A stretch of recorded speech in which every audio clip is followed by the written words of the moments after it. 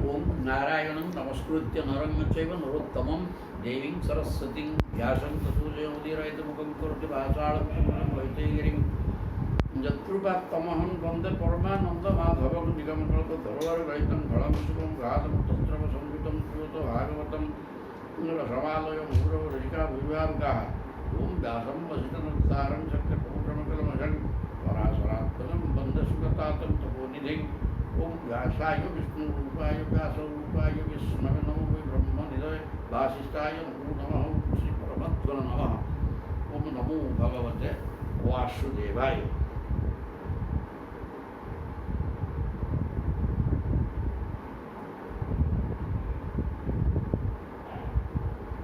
अक्षत केवल जलकालंकार निमंते प्रयोग करवा उचित पूजा निमंते नुहे। अच्छा अच्छा अच्छा केतक्या नाक्षति अर्चयत विष्णु न केतक्या महेश्वर केतकी बोलो शिव दिया सुंदर कथा कहा। बर्तमान एकादश स्कंध अध्याय 3 9 जन ब्रह्मज्ञानी आसुच्च प्राचीन निम्बी निम्बी को ऋषभंकर पुत्र 9 जनाक बर्तमान 6 नंबर पुओ आविपुत्र कहते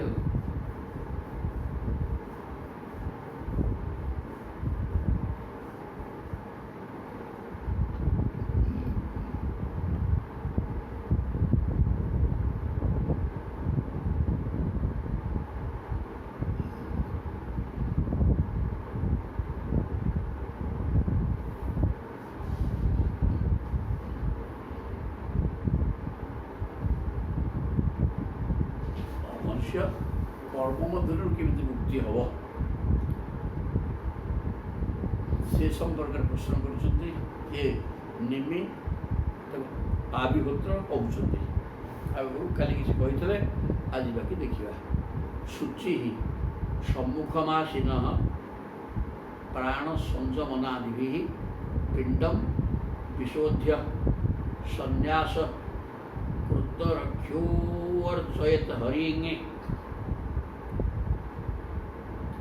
प्रथम स्नानादि द्वारा शरीर को संतोष आदि द्वारा अंतकरण शरीर शुद्धि करने दरकार अंतकरण भी शुद्धि करने दरकार तेरे शरीर शुद्धिटा हम कि स्नान करने द्वारा शुचि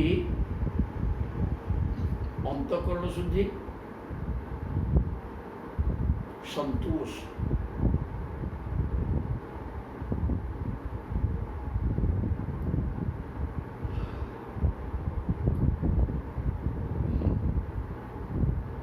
दीटा को शुद्धि कर देगी संतोष द्वारा अंतकरण शुद्धि तापर भगवान को सम्मुखें बसी सम्मुखम आसीन प्राण संयमनादि भगवान को सम्मुखें बसिक प्राणायाम कर पिंडम विशोध्य संन्यास तापर भगवान को सम्मुखें बसी प्राणायाम द्वारा नाड़ी शोधन करेंगे एवं विधिपूर्वक मंत्र देवता आदि न्यास द्वारा अंग रक्षा कर भगवान पूजा करेंगे। पिंडम विशोध्य संन्यास कृत रक्षु सम्यक न्यास कर रक्षा शरीर अंग ये रक्षा कर सब कुछ ये प्रकार सब अच्छी से रक्षा मंत्र द्वारा शरीर सुरक्षा करी प्रभु को अर्चना कर बाह्य शुद्धि कर संतोष द्वारा ईश्वर को मन चित्त धारण कर संसार को हटे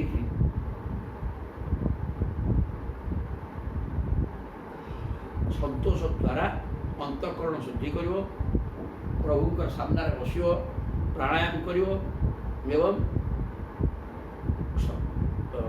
अंग न्यास अंग ଅଙ୍ଗନ୍ୟାସ କରି ମନ୍ତ୍ର ଉଚ୍ଚାରଣ କରି ପୂଜା କରିବ। ଅର୍ଚ୍ଚାଦୌ ଓ ହୃଦୟ ଚାପି ଯଥା ଲବ୍ଧ ପ୍ରଚାରକୀ ଦ୍ରବ୍ୟକ୍ଷିତ୍ୟାତ୍ମଲିଙ୍ଗାନି ନିଷ୍ପାଦ୍ୟ ଗୋକ୍ଷଚାସନଂ। ଭଗବାନଙ୍କୁ ହୃଦୟରେ ଧ୍ୟାନ କରିବା ପରେ ଅର୍ଚ୍ଚା ବିଗ୍ରହରେ ତାଙ୍କୁ ଭାବନା କରିବ।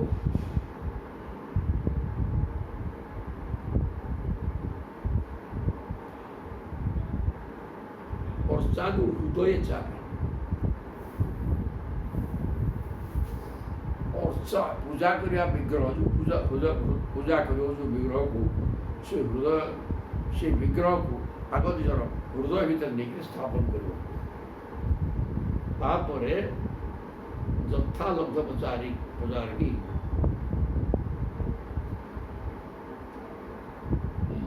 ହୃଦୟରେ ସ୍ଥାପନ କରି ସାରିଲା ପରେ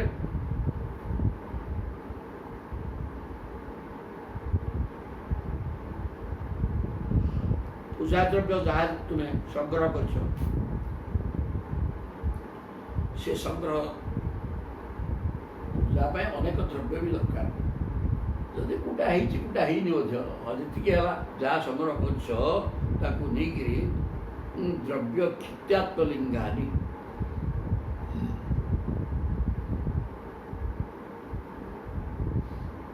ପୂଜା ଦ୍ରବ୍ୟକୁ ଶୁଦ୍ଧ କରି ପୂଜା ସ୍ଥାନକୁ ମଧ୍ୟ ପରିଷ୍କାର କରି ଦ୍ରବ୍ୟ କ୍ଷିତି ଆତ୍ମ ଆଉ ଦ୍ରବ୍ୟ ଶୁଦ୍ଧି କରିବ। ପୃଥିବୀକି ସଂଗ୍ରହ କରିବ କେମିତି ଗୋର ଲିପିକିରି ଆଜିକାଲି ତ ଗୋର ଲିପା ଘର ନାହିଁ ଧୁଆ ପୋଛା କରିକିରି ଏବଂ ଦ୍ରବ୍ୟ ଶୁଦ୍ଧିକି ସେଇ ଦ୍ରବ୍ୟ ଭିତରେ ସେ ଧୋଇକିରି ପରିଷ୍କାର ପରିଚ୍ଛନ୍ନ କରି ପ୍ରଭୁଙ୍କ ବିଗ୍ରହ ସମ୍ମୁଖ ଭାଗ ମନ୍ଦିର ପରିଷ୍କାର ପରିଚ୍ଛନ୍ନ କରି ପୋଛାପୋଛି କରି ନିଜକୁ ଆତ୍ମଶୁଦ୍ଧି କରି ନିଷ୍ପାଦ୍ୟ ବୃକ୍ଷ ଶାସନମ୍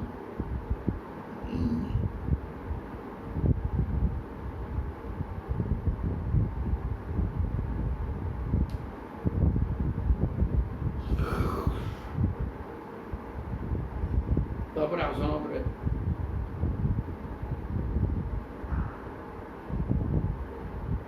ତାପରେ ବସିକି ପୂଜା ଆରମ୍ଭ କରିବ। ପାଦ୍ୟାଦି ଅନୁପକଳ୍ପ୍ୟଥ ସନ୍ନିଧାପ୍ୟଂ ସମାହିତଃ ହୃଦାଦିଭିଃ କୃତନ୍ୟାସଃ ମୂଳମନ୍ତ୍ରେଣ ଚାର୍ଚ୍ଚୟେତ୍। ପାଦ୍ୟାଦି ଆଦି ଅନୁପକଳ୍ପ୍ୟାଥ ସନ୍ନିଧାପ୍ୟଂ ସମାହିତ ମାନେ ଏକାଗ୍ର ଚିତ୍ତରେ ଆସନ করে ବସିବ ବିଗ୍ରହ ସମ୍ମୁଖରେ ଏବଂ ଆସନ ଶୁଦ୍ଧି ଅର୍ଘ୍ୟ ସଂସ୍କାର ସେଠି ପୂଜାର ମନ୍ତ୍ରକୁ କରନ୍ୟାସ ଅଙ୍ଗନ୍ୟାସ ଇତ୍ୟାଦି କରି ହୃଦୟାଦିଭିଃ କୃତନ୍ୟାସଃ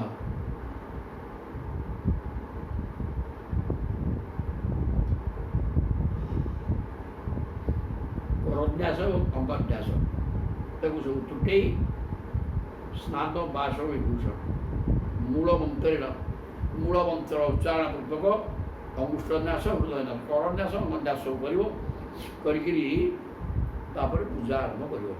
ଯେମିତିକା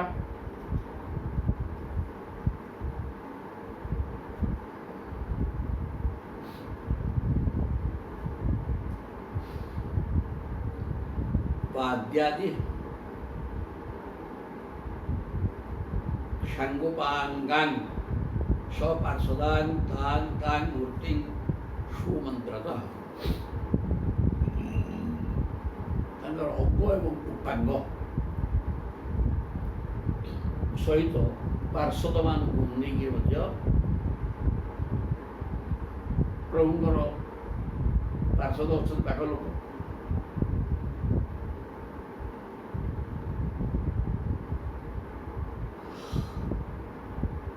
ଅଙ୍ଗ ଏବଂ ଉପାଙ୍ଗ ଅଙ୍ଗ ମାନେ ଶରୀରର ବିଭିନ୍ନ ଅଙ୍ଗ ଏବଂ ଅଙ୍ଗର ଉପ ଅଙ୍ଗ, ହାତ ଗୋଟେ ଅଙ୍ଗ, ଆଙ୍ଗୁଠି ହେଲା ଉପ ଅଙ୍ଗ, এই ପ୍ରକାର ଅଙ୍ଗ ଉପାଙ୍ଗ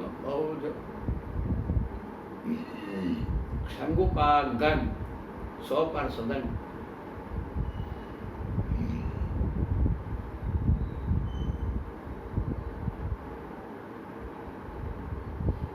ହୃଦୟାଦି ଅଙ୍ଗ, ଆୟୁଧାଦି ଉପାଙ୍ଗ। ହୃଦୟ ପ୍ରଭୃତି ଅଙ୍ଗ ଏବଂ ଆୟୁଧ ହେଲା ଉପାଙ୍ଗ, ସାଙ୍ଗୋପାଙ୍ଗ ଏବଂ ପାର୍ଶ୍ୱଦ ସହିତ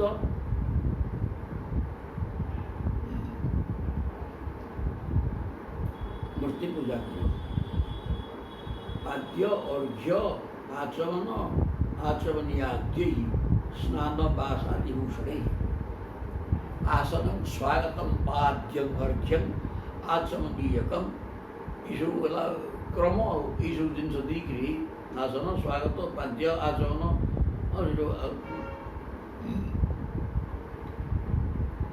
ସ୍ନାନ, ବସନ, ଆଭୂଷଣ, ଚନ୍ଦନ, ସିନ୍ଦୁର, ଫୁଲମାଳ ସବୁ ଗୋଟି ଗୋଟିକି ଦେଇ ପୂଜା କରିବ। ଗନ୍ଧମାଲ୍ୟାକ୍ଷତ ଶ୍ରାଗଭି, ଗନ୍ଧ ଶ୍ରାଗଭି ଧୂପ ଦୀପ ପ୍ରଚାରକି ସାଙ୍ଗମ ସମ୍ପୂଜ୍ୟ ବିଧିବତ ସ୍ତବୈଃ ସ୍ତୁତ୍ୱା ନମେତ ହରିଂ। ଭଗବାନ କୃଷ୍ଣଙ୍କୁ କ'ଣ କରିବ? ଷୋଡ଼ଶୋପଚାର ପୂଜା କରିବ। ଆସନ, ସ୍ୱାଗତ, ପାଦ୍ୟ, ଅର୍ଘ୍ୟ, ସ୍ନାନ, ଆଚମନୀୟକ ଏସବୁ କରିକି ସୁଗନ୍ଧ, ବସ୍ତ୍ର, ଆଭୂଷଣ, ଫୁଲ, ଗନ୍ଧ ଚନ୍ଦନ, ଫୁଲମାଳ, ଅକ୍ଷତ, ଷଟ୍ ମାଳ, ଷଟ୍ ମାନେ ଫୁଲମାଳ, ତୁଳସୀ ମାଳ ସବୁ ଦେଇକିରି ଧୂପ ଦୀପ ଉପହାର କି ଧୂପ ଦେବ, ଦୀପ ଦେବ ଆଉ ଉପହାର ଦ୍ରବ୍ୟ ଅଳଙ୍କାର ପତ୍ର ଦେବ। ତାପରେ ଭୋଜନ ବ୍ୟବସ୍ଥା କରିବ। ସାଙ୍ଗମ ନିଜର ଅଙ୍ଗ ସହିତ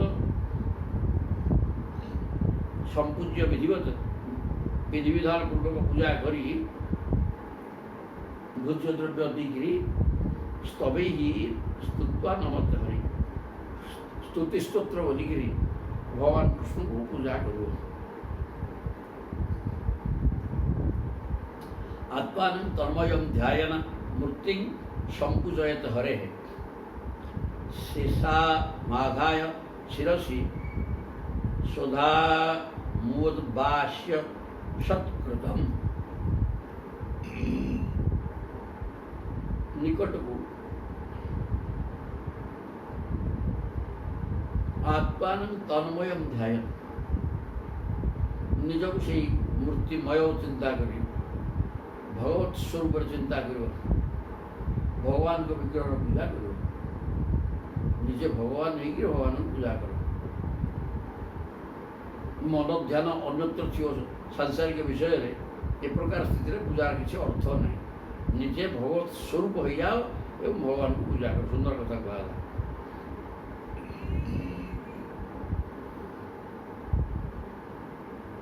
ସମ୍ପୂଜୟେତ ହରେଃ, এই ପ୍ରକାର କରିକିରି ହରିଙ୍କର ପୂଜନ କରିବ।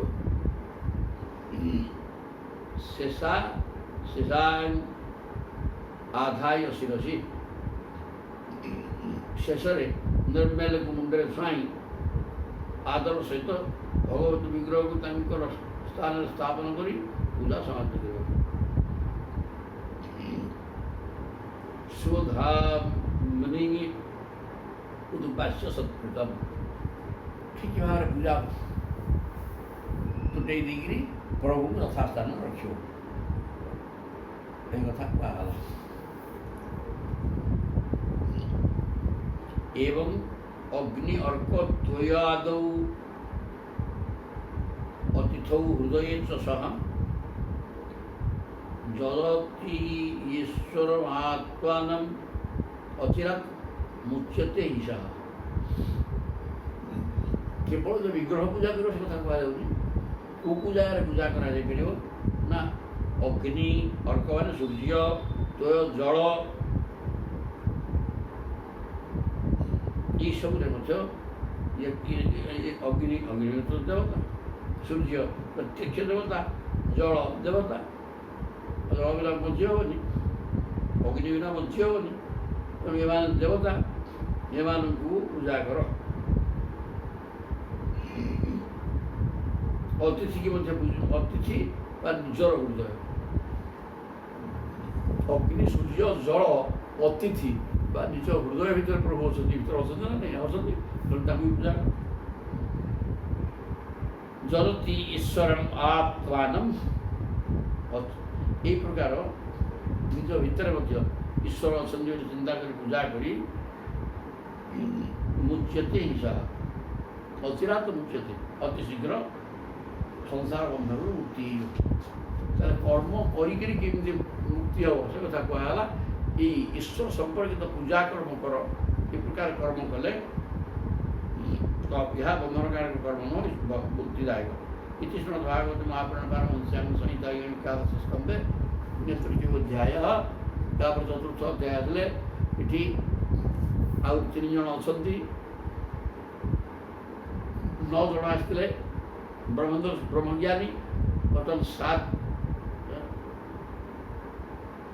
6 शरीर और 3 राजो वाच तापर संगे से राजा निमि प्रश्न करछुती जानी जानी कर्माणि जयी जयी सद जन्म भी चक्रे करोति कर्ता वा हरि तानि कुर्वन्तु कुर्वन्तु नः। भगवान श्रीहरि यह माने ये संसार अवतार नहीं जो जो कर्म कर जयी जयी स्वच्छंद जन्म भी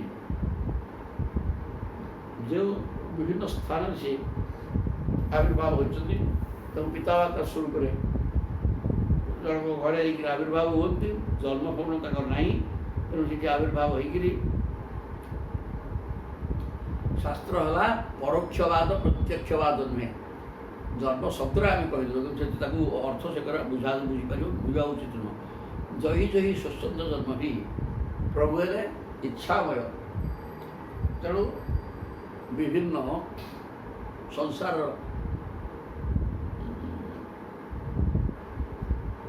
पाप कर्म लिप्त रही जन समुदाय क्षति घटुवा दुर्जन मान विनाश लक्ष्य प्रभु विभिन्न स्थान में विभिन्न प्रकार रूप नहीं अवतार नहीं जाती नहीं अनेक कर्म भी करती चक्रे करोति कर्ता वा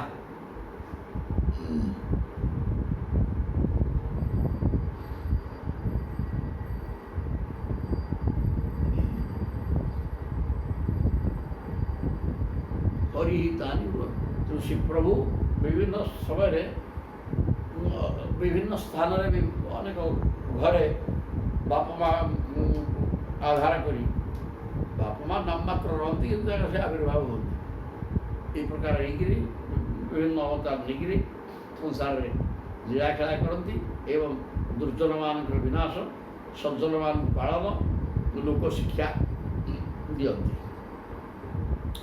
तेणु कौन प्रभुंर अवतार कथा मत वर्णना कर कहते दुर्मिल उवाच 7 नंबर ब्रह्मज्ञानी दुर्मिल दुर्मिल कहते जो बा अनंत गुणानंता ननुक्रमिष्यन सत्तु बाण बुद्धि रजांसी भूमे है गणयत कथंचित कालेन नैवा क्षीरशक्ति धामन जो बा अनंत गुणानंतान अनुप्रविशन सत्तु बाण बुद्धि प्रभु हेले अनंत माने असीम आकाश सब विस्तृत आकाश भितर समस्त चतुर्दश ब्रह्मांड रही आकाशटा आकाश जमी सूक्ष्म प्रभु आहरी आकाश बहुत सूक्ष्म एवं सी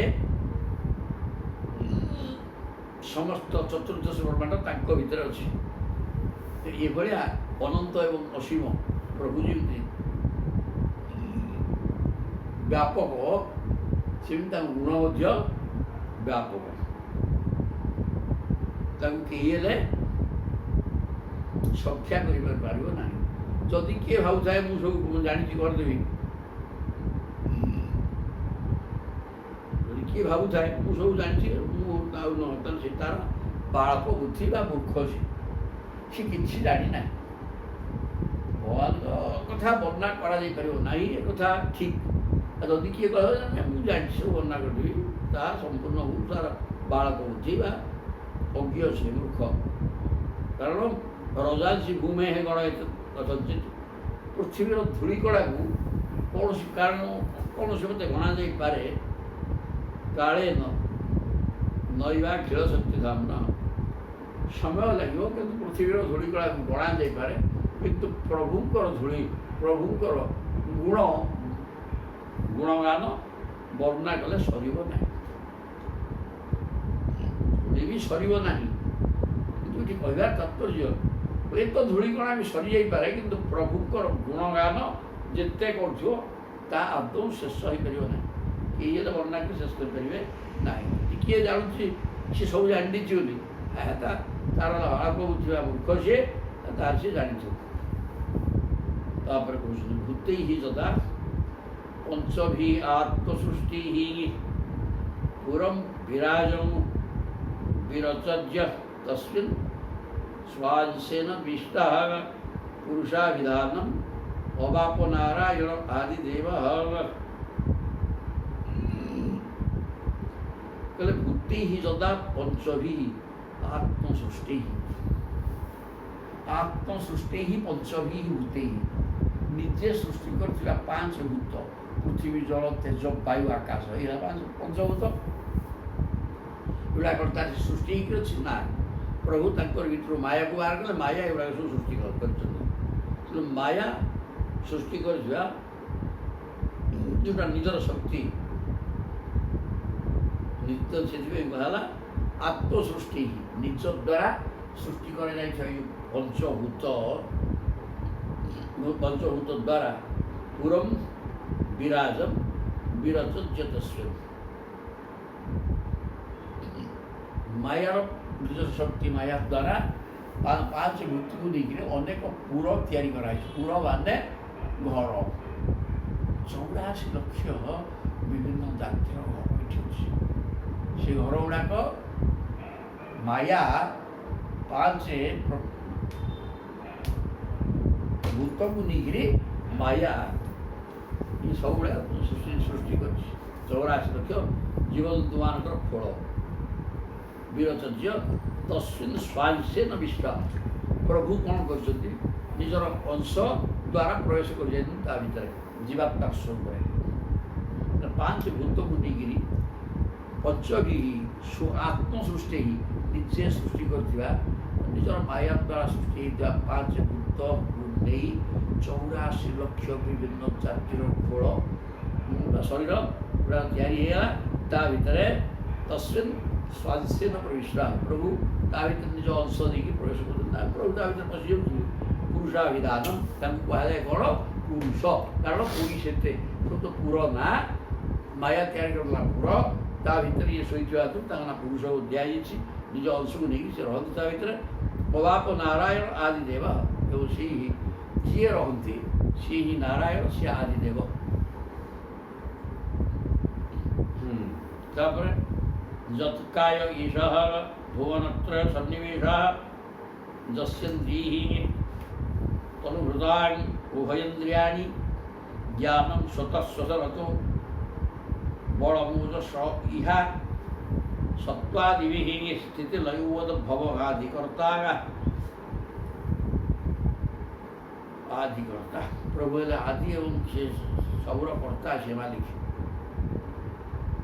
କ'ଣ ହେଇଛି ଯତ୍କାୟ ଈଶଃ, ସେଇ ପ୍ରଭୁଙ୍କର ସେ ଆଦି, ସେ କେଉଁଠୁ ସୃଷ୍ଟି ହେଇନାହାନ୍ତି, ଜଗତକୁ ସିଏ ସୃଷ୍ଟି କରିଛନ୍ତି, ସବୁର କର୍ତ୍ତା ବା ମାଲିକ ସିଏ, କିନ୍ତୁ ସିଏ ତାଙ୍କୁ କିଏ ସୃଷ୍ଟି କରିନି। এই প্রকার হয়ে তাঁর শরীরটা হচ্ছে ঈশঃ ভুবনত্রয় সন্নিবেশা, চতুর্দশ ব্রহ্মাণ্ড হি তাঁর শরীরে। এটি দুইটা জিনিসকে নিয়ে সংসার হয়েছে, গোটে স্থূল সূক্ষ্ম। স্থূল শরীর, তা ভিতরে সূক্ষ্ম আত্মা, ব্রহ্ম বি ঠিক সে মধ্যে তাঁর গোটে স্থূল শরীর অছি, ଯେଉଁଟା ସମଗ୍ର ବିଶ୍ୱ ତେଣୁ ତାଙ୍କୁ ବିଶ୍ୱରୂପ ବୋଲି କୁହାଯାଏ। ଆଉ ଗୋଟେ ସୂକ୍ଷ୍ମ ସତ୍ ଚିତ୍ ଆନନ୍ଦ ଏବଂ ଜ୍ୟୋତିର୍ମୟ ସବୁ ବି ଦି ଭାଗରେ ବିଭକ୍ତ। ଖାଲି ଆମେ ନୁହଁ, ଏ ଜଗତରେ ଯାହା ଦେଖୁଛେ ପ୍ରଭୁ ବି ଠିକ୍ ସେଇଆ। ତାହେଲେ ତିନି ଭୁବନର ସମସ୍ତ ତ୍ରିଭୁବ ଚତୁର୍ଦ୍ଦଶ ବ୍ରହ୍ମାଣ୍ଡ ପ୍ରଭୁଙ୍କ ଶରୀର ଭିତରେ ଅଛି। ଯତ୍ କାୟ ଏବ ଯସ୍ୟ ଇନ୍ଦ୍ରିୟୈ ତନୁଭୂତାନି ଉଭୟେନ୍ଦ୍ରିୟାଣି। ପ୍ରଭୁଙ୍କର ଇନ୍ଦ୍ରିୟ ସମସ୍ତଙ୍କର ଇନ୍ଦ୍ରିୟ। ଆମର ଯେମିତି ଅଛି ବର୍ଣ୍ଣା ହେଇଛି ବିଶ୍ୱରୂପ ଦିହରେ, ଆମର ଆଖି ଅଛି ନା, ପ୍ରଭୁଙ୍କର ଆଖି କିଏ ନା ସୂର୍ଯ୍ୟ। ତେଣୁ ଆମର ଆଖି ଥିଲେ ମଧ୍ୟ ଅଧିଦେବତା, ଅଧ୍ୟାତ୍ମ, ଅଧିଭୂତ, ଅଧିଦୈବ ଏ ତିନିକି ନେଇକି ପ୍ରତ୍ୟେକ ଇନ୍ଦ୍ରିୟ କାମ କରନ୍ତି। ଅଧ୍ୟାତ୍ମ ମାନେ ଆତ୍ମାନଙ୍କ ଅଧିକୃତ ଆମ ଶରୀର ଭିତରେ ଅଛି ଆଖିଟା, ସେଟା ହେଲା ଅଧ୍ୟାତ୍ମ ଜିନିଷ। ଶରୀରରେ ଯିଏ ରହିଛି ଅଧିଭୂତ ନା ସେ ଦେଖିବା ଜିନିଷ ଗୁଡ଼ାକ ସମଗ୍ର ଚତୁର୍ଦ୍ଦଶ ବ୍ରହ୍ମାଣ୍ଡ ଦୃଶ୍ୟମାନ ଜଗତ ହେଉଛି ଅଧିଭୂତ, ଆଉ ଅଧିଦୈବ ସୂର୍ଯ୍ୟ। ଆଖି ଅଛି, ଦେଖିବା ଶକ୍ତି ଅଛି, ପଦାର୍ଥ ବି ଅଛି, ଜଗତ ଅଛି। ଅନ୍ଧାର କିଛି ହବ, ସୂର୍ଯ୍ୟ ନଥିଲେ କିଛି ହବ। ତେଣୁ ସୂର୍ଯ୍ୟ ହେଉଛନ୍ତି ଦେଖେଇବାର ଦେବତା, ଦେଖିବା ଶକ୍ତିର ଦେବତା ସୂର୍ଯ୍ୟ। ସୂର୍ଯ୍ୟ ନଥିଲେ କିଛି ଦେଖିବ, ଦେଖିବ କ'ଣ? ତେଣୁ ସୂର୍ଯ୍ୟ ହିଁ ଦେଖିବା ଶକ୍ତିଟା। ଆମେ ଯେଉଁଟା ଦେଖୁଛେ ଦେଖିବା ଶକ୍ତିଟା ସୂର୍ଯ୍ୟଙ୍କ ଦ୍ୱାରା ହେଇଛି। ସିଏ ହିଁ ଦେବତା ପରା, ଆଉ ଦେବତାକୁ ସବୁ କରନ୍ତି ଆଉ କ'ଣ। ତେଣୁକରି କହୁଛନ୍ତି ଯସ୍ୟେନ୍ଦ୍ରିୟ। ତେଣୁ ପ୍ରଭୁଙ୍କର ଇନ୍ଦ୍ରିୟ ଯାହା ଆମ ପାଖରେ ସେଇ ସବୁ ଇନ୍ଦ୍ରିୟ ରହିଛି। ପ୍ରଭୁଙ୍କ ଇନ୍ଦ୍ରିୟ ମାଧ୍ୟମରେ ଆମ ଇନ୍ଦ୍ରିୟ ତିଆରି ହେଇଛି ଏବଂ ଆମେ ସବୁ ଇନ୍ଦ୍ରିୟକୁ ବ୍ୟବହାର କରୁଛେ। ଇନ୍ଦ୍ରିୟ ପ୍ରତ୍ୟେକ ଜିନିଷଟା ମନଟା ଚନ୍ଦ୍ର ମନଟାର ସ୍ଥିତି ପ୍ରକୃତରେ ଶାନ୍ତ, ସ୍ଥିର, କୋମଳ। ଚନ୍ଦ୍ର ଆହ୍ଲାଦକର, ଅମୃତପୂର୍ଣ୍ଣ। ଆଉ କିନ୍ତୁ ସେଗୁଡ଼ାକ କେମିତି ହେବ ସେ ଯଦି ଈଶ୍ୱର ଚିନ୍ତାରେ ରହିଲା, ଯଦି ସଂସାର ଭିତରେ ରହିଲା, କାମ, କ୍ରୋଧ, ଲୋଭ, ମୋହ, ଟିଙ୍ଗି ଭୂ ସବୁ ଚାଲିଲା। କ୍ରୋଧ ହେଉଛି ସଂହାର ମୂର୍ତ୍ତି, ରୁଦ୍ର ସଂହାର କରୁଛନ୍ତି। ରୁଦ୍ର ନା ନାହିଁ ନା? ତାହେଲେ ତେମେ ବି ସଂହାର କରୁଛନ୍ତି। ତମର ଯେତେବେଳେ ରୁଦ୍ର ମୂର୍ତ୍ତି ବାହାରୁଛି ରାଗିକିରି କରୁଛ, ଟିଭି ବାଡ଼ି ଟିଭି ଭାଙ୍ଗି ହାତ ହାଣ୍ଡି ଫିଙ୍ଗି ଘର ଦ୍ୱାର ଭଙ୍ଗା ରୁଜା ଛାତା କରି କହୁଛ ନାହିଁ। ରୁଦ୍ର ତ ପ୍ରଳୟର ଦେବତା, ତେଣୁ କ୍ରୋଧ କରେନି। ଖାଲି ସୁନ୍ଦର କଥା ପଡ଼ିଥିଲା, ତାହେଲେ ପାଠ କହିଲେ। ତାହେଲେ ଏ ସମସ୍ତ ଚତୁର୍ଦ୍ଦଶ ବ୍ରହ୍ମାଣ୍ଡଟା ପ୍ରଭୁଙ୍କର ସ୍ୱରୂପ। ତାଙ୍କରି ଭିତରେ ଏ ଯେଉଁ ବ୍ରହ୍ମାଣ୍ଡ ରହିଛି ଏବଂ ତାଙ୍କ ଇନ୍ଦ୍ରିୟ ଗୁଡ଼ାକ ନେଇକିରି ଆମ ଇନ୍ଦ୍ରିୟ ମାନେ ସକ୍ରିୟ ହୋଇଛନ୍ତି। କାରଣ ସେ ଦେବତା ନା, ତେଣୁ ତାଙ୍କ ପାଖରେ ସୂର୍ଯ୍ୟ ରହିଲେ, ଆମର ଆଖି ରହିଲେ, ତାପରେ ସୂର୍ଯ୍ୟ ରହିଲେ। ସେ ସୂର୍ଯ୍ୟ ହିଁ ଆଖିର ମାଲିକ, ଦେଖିବା ଶକ୍ତି ସବୁ ଦେବ, ସବୁକିଛି ତାଙ୍କ ହାତରେ। ଏମିତି ପ୍ରତ୍ୟେକ ଇନ୍ଦ୍ରିୟ ମଧ୍ୟ ବିଶ୍ୱରୂପରେ କାନ ଅଛି, ତା ଦିଗ ଗୁଡ଼ାକ କାନ। ଶବ୍ଦ ଗ୍ରହଣ କରିବା କାନର କାମ। ଶବ୍ଦ ହେଲା ଆକାଶ ତତ୍ତ୍ୱ ସିଏ। ତେଣୁ ସବୁ ଦିଗ ହେଉଛି କାନର ବ୍ୟବସ୍ଥା, ଦିଗ ହାତ ପାଖରେ ରହିଛି। ପ୍ରତ୍ୟେକ ଇନ୍ଦ୍ରିୟର ଜଣେ ଜଣେ ଦେବତା ଆସନ୍ତି। ଯେଉଁ ଦେବତାମାନେ ହେଉଛନ୍ତି ପ୍ରଭୁଙ୍କର ଅଂଶ। ତେଣୁ ସେ ଦେବତାମାନେ ଥିବାରୁ ସେ ଇନ୍ଦ୍ରିୟ ଗୁଡ଼ାକ ସକ୍ରିୟ ହେଉଛନ୍ତି। ତେଣୁ ପ୍ରଭୁଙ୍କ ପାଖରେ ପ୍ରତ୍ୟେକ ସେଟା କଣ୍ଟ୍ରୋଲ ରୁମ୍, ସେ ତାଙ୍କ ପାଖରେ ସବୁ ଇନ୍ଦ୍ରିୟର ଦେବତା ରହିଛନ୍ତି ଏବଂ ସେ ଦେବତାଙ୍କୁ ନେଇକିରି ହିଁ ଆମେ ଚାଲିଛେ। ଏ କଥା ସ୍ପଷ୍ଟ କହିଲେ। ଜ୍ଞାନଂ ସ୍ୱତଃ ଶୋଷଣତଃ ବଳମୋଜସଃ ଶୋଷଣତଃ ଜ୍ଞାନଂ। ସେ ହିଁ ସମସ୍ତଙ୍କର ଭିତରେ ପ୍ରାଣଶକ୍ତି ରୂପେ ରହିଛନ୍ତି। ଶୋଷଣମ୍, ଶୋଷଣ ମାନେ କ'ଣ କି? ପବନ, ପ୍ରାଣ ବାୟୁ। ଏ ପ୍ରାଣ ବାୟୁ ପ୍ରଭୁ ସମସ୍ତଙ୍କ ଭିତରେ। ପ୍ରଭୁ ତ ଜ୍ଞାନ ନା, ପ୍ରଭୁ ହିଁ ଜ୍ଞାନ। ଜ୍ଞାନ କ'ଣ କି? ସଂସାର ଜ୍ଞାନ ନୁହଁ। ସଂସାର ତ ଅଛି ସତା, ସେ ଜ୍ଞାନ ସମସ୍ତଙ୍କର ତାର ସେ ହେଇକି ଅଛି। ଓଡ଼ିଆରୁ ଗଜା ମା ପେଟରୁ ସିଏ ଜ୍ଞାନ କାହାର ଦରକାର ନାହିଁ। ଜ୍ଞାନ ଯାହା ଜାଣି ବୁଝି ହେଉନି କି ଜାଣି ହେଉନି କିଛି ହେଉନି, ସିଏ ହେଲା ଜ୍ଞାନ। ସେ ଜ୍ଞାନ ହେଲା ବ୍ରହ୍ମ ଜ୍ଞାନ। ଏବଂ ବ୍ରହ୍ମ ଜ୍ଞାନ ମାନେ ପ୍ରଭୁଙ୍କ ସମ୍ପର୍କିତ ଜ୍ଞାନ, ତାକୁ ହିଁ ଜଣା। ସିଏ କେମିତି କ'ଣ ତାଙ୍କ କଥା ସିଏ ଜାଣିଛନ୍ତି ନା ଆଉ କିଏ? ତେଣୁ ତାଙ୍କର ଜ୍ଞାନ ହେଲା ଜ୍ଞାନ। ଜ୍ଞାନମ୍ ସ୍ୱତଃ, ତା ପ୍ରଭୁ ଥିବା ହେତୁରୁ ତାଙ୍କ ଜ୍ଞାନ ବି ଆମ ଭିତରେ ଅଛି। ଶ୍ଵସନତଃ ଏବଂ ପ୍ରାଣ ବାୟୁ ହେଲା ପବନ, କି ପ୍ରାଣ ବାୟୁ ସଂସାର ହେଇକି ସମସ୍ତେ ବଞ୍ଚୁଛନ୍ତି, ତାଙ୍କରି ଶକ୍ତି ସେ। ଯେଉଁ ଜ୍ଞାନ ଅଛି ସେଇ ପ୍ରଭୁ ନିଜେ। ଆମ ଭିତରେ ଯେଉଁ ଜ୍ଞାନ ଅଛି ପ୍ରଭୁ ତ ଜ୍ଞାନମୟ। ଆଉ ସିଏ ଚାହିଁଲେ କାହାର କିଛି ଜ୍ଞାନ ହେବ, ନହେଲେ ହେବନି ଆଉ। ତେଣୁ ଜ୍ଞାନ ବି ସିଏ, ପ୍ରାଣ ଶକ୍ତି ବି ସିଏ। ପ୍ରାଣ ଶକ୍ତି ରୂପେ ନିଜେ ରହିଛନ୍ତି। ପ୍ରାଣ ଶକ୍ତି କହିଲେ କ'ଣ ହେଲା? ପ୍ରାଣ ହିଁ ସମସ୍ତ ଶକ୍ତି ଯୋଗାଉଛି। ନିଶ୍ୱାସ ପ୍ରଶ୍ୱାସ ଠିକ୍ ଚାଲିଛି ବୋଇଲେ, ଯଦି କୌଣସି ପ୍ରକାର ଅଟକିଲା ମଲା ଲୋକଠୁ ହୋଇକି। ତେଣୁ ତାଙ୍କ ଶକ୍ତିରୁ ପ୍ରାଣ ଶକ୍ତି ସିଏ, ଜ୍ଞାନ ଶକ୍ତି ସିଏ, ସବୁ ତ ସିଏ ଆଉ। ବଳ ଓଜ ସହ, ବଳ ମାନେ ଶାରୀରିକ ବଳ, ଓଜ ହେଲା ଇନ୍ଦ୍ରିୟ ବଳ, ସହ ମାନେ ମନୋବଳ। ବଳ ତିନିଟା। ମନୋବଳ ବି ସବୁଠାରୁ ବଳବାନ। ଲୋକ ଦୁର୍ବଳ ହେଇଥିବ, କ୍ଷୀଣ ହେଇଥିବ, ରୋଗଡ଼ା ହେଇଥିବ, ମନୋବଳ ଯେଉଁ ରହୁଛି ସେ ଠିକ୍ ଅଛି। ଏ ତ କଥା ଆଉ। ଏଇ ଯେଉଁ ବଳ ଗୁଡ଼ାକ କିଏ ଶିଖିଲେ? ସହ ଓଜ ବଳ ତିନିଟା କଥା କୁହାଯାଇଛି। ଇଏ ତିନିଟା ଯାକ ମଧ୍ୟ ସେ ପ୍ରଭୁ ହିଁ ଶକ୍ତି। ଏ ସବୁ ପ୍ରଭୁ ହିଁ ଏ ଶକ୍ତି ଦିଅନ୍ତି। ପ୍ରଭୁ ତ ଶକ୍ତି ଆଉ କ'ଣ? ହଁ, ପ୍ରଭୁ ହେଉଛନ୍ତି ଏଇ ଯେଉଁ ଚୈତନ୍ୟ ଶକ୍ତି ନା କୁହାହେଉଛି। ଆଉ ସେ ଚୈତନ୍ୟ ତ ଶକ୍ତି। ଆଉ ଶକ୍ତି ମାନେ ବିଦ୍ୟୁତ ଶକ୍ତି, କରେଣ୍ଟଟା ଯିଏ ମୋଟେ ଦୃଶ୍ୟମାନ ହେଉଛି କୋଉଠି ଗୋଟେ ତାର ଦେହରେ ଆସିଛି, ସେ ତାର ଦିଶୁଛି ଆଉ କ'ଣଟା ଦେହରେ ଅଛି କିଛି ନାହିଁ। ତେଣୁ ତାର ପ୍ରକୃତ ସ୍ୱରୂପ କ'ଣ କିଏ ଜାଣୁନି। ପ୍ରଭୁ ବି ସେଇ ସେୟା। ପ୍ରଭୁ କ'ଣ ତାଙ୍କ ରୂପରେଖ କିଛି କିଏ ଜାଣୁନି, କିନ୍ତୁ ସିଏ ଶକ୍ତି ସବୁ ଭିତରେ ରହିକିରି ସବୁ। ଜ୍ଞାନ ଶକ୍ତି ସିଏ, ଇନ୍ଦ୍ରିୟମାନଙ୍କ କାର୍ଯ୍ୟକାରୀ ଶକ୍ତି ସିଏ,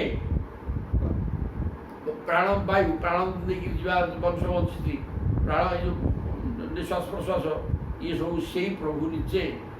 ତେଜ ବଳ, ଓଜ ବଳ ଏବଂ ସହ ମନୋବଳ, ଶାରୀରିକ ବଳ, ଇନ୍ଦ୍ରିୟ ବଳ ସବୁ ହିଁ ସେଇ ପ୍ରଭୁ ଅଟନ୍ତି।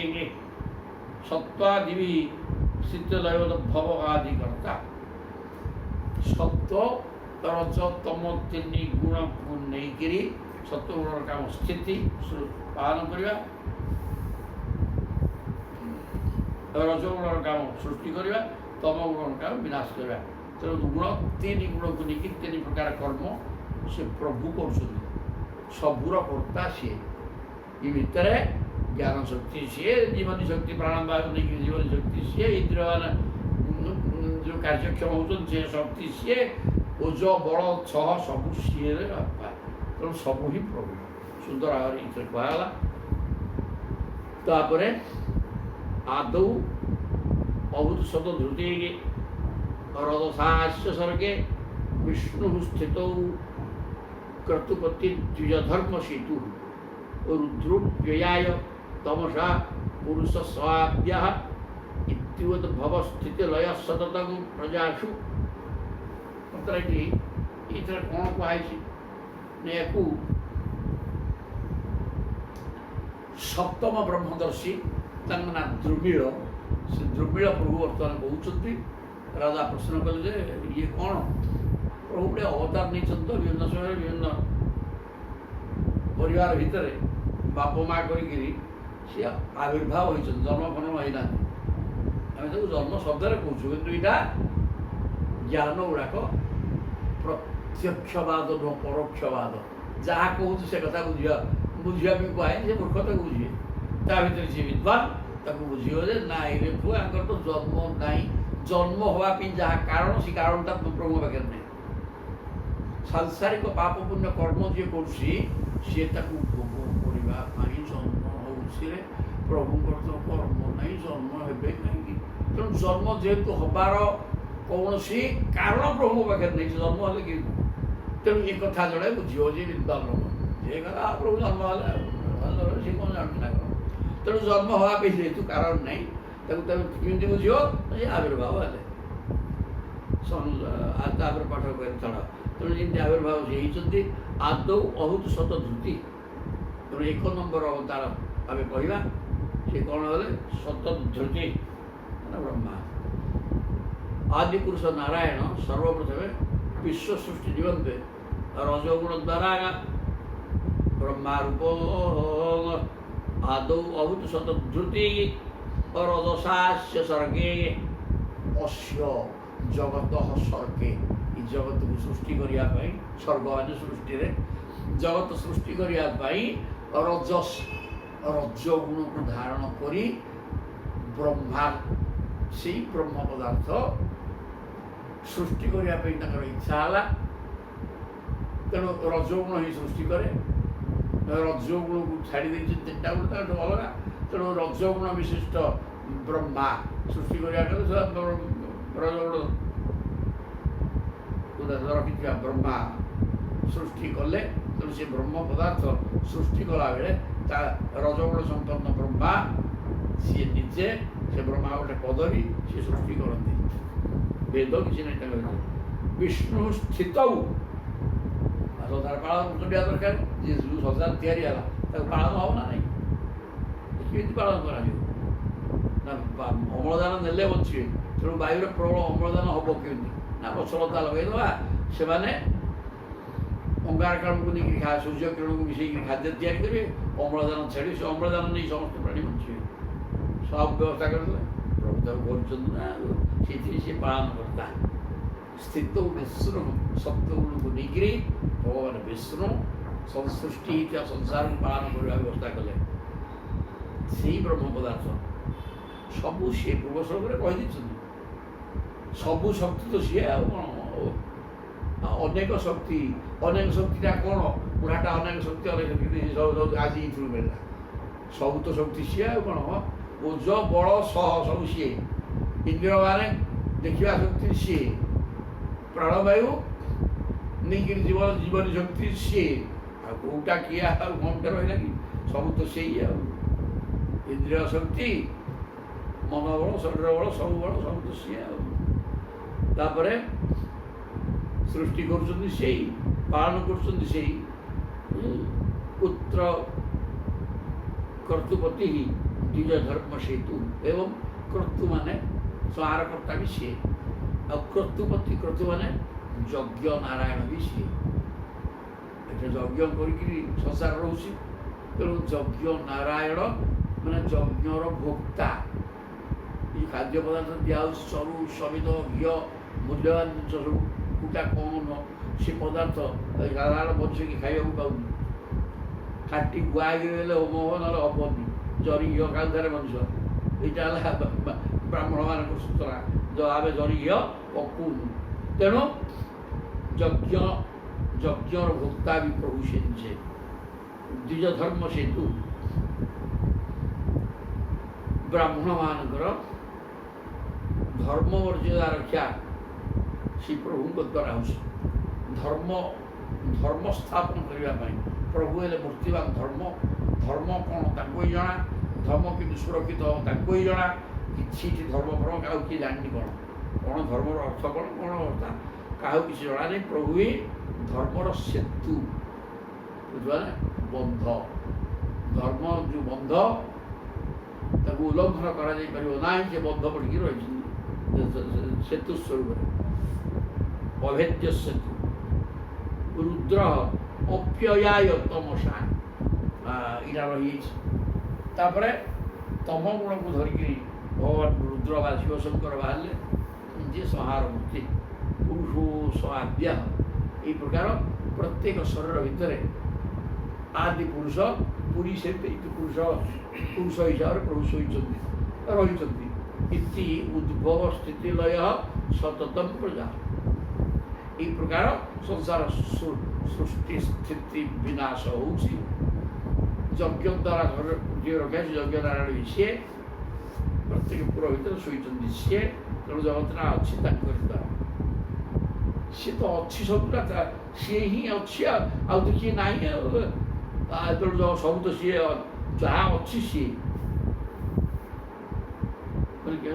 ତାହେଲେ ଅଛିଟା ଦିଶୁଛି ନା ଅଛିଟି ଦିଶୁନାହାନ୍ତି, ଅସୁବିଧାଟା ସେଇଟା। ଯାହା ଦିଶୁଛି ସିଏ ନାହିଁ, ଯିଏ ଦିଶୁନାହାନ୍ତି ସିଏ ଅଛିରେ, ସେଇ ତ ତେଣୁକରି ବ୍ୟତିକ୍ରମ ହେଇଛି ଆଉ କ'ଣ।